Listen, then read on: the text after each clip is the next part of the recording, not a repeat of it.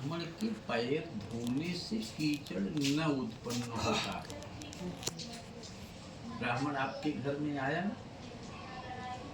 निश्चित है कि एक बार, दो बार, तीन बार पैर तो धोया ही होगा किसी न किसी रूप में। नवेद शास्त्र प्रतिगर्जितानी, सुबह से या कल से ही ब्राह्मण लोग वेद मंत्र का वाचन भी कर रहे हैं। और क्या, अभी स्वाहा स्वधाकार विवर्जितानी, अभी मंत्रों के द्वारा आप लोगों से आहुतियां भी डालवाई जाएंगी। और अभी आपके पिताजी अपने पिताजी, माताजी, दादाजी, दादी जी, परदादा और परदादी, इन तीनों पीढ़ी का भी स्मरण करेंगे। तीनों पीढ़ी का स्मरण करेंगे तो नवेद शास्त्र प्रतिगर्जितानी स्वाहा स्वधाकार विवर्जितानी, पितरों का स्मरण करने मात्र से वो पितर खुश हो जाते हैं और देवलोक से कहते हैं, अपने वंशज से प्रार्थना करते हैं, आप देवताओं से प्रार्थना करते हैं कि मेरे वंश की वृद्धि करो, क्योंकि मेरा बेटा यज्ञ में पितरों के साथ में देवताओं की भी पूजा कर रहा है, देवताओं के साथ में पितरों की भी पूजा कर रहा है। क्योंकि शास्त्र क्या कहता है,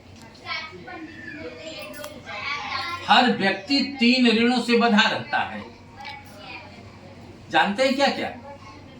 देव ऋण, ऋषि ऋण और पितृ।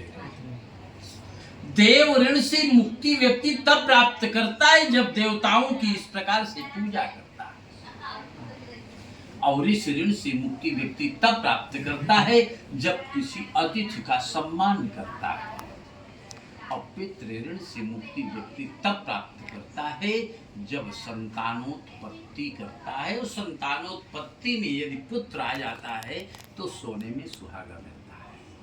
जैसे शंकर जी तो आप सारे लोग जानते हो ना।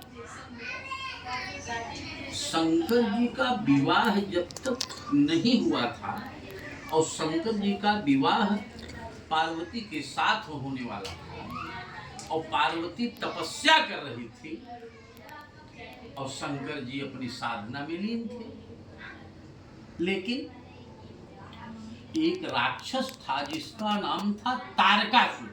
क्या नाम था? तारकासुर का नाम सुना होगा आप लोगों ने।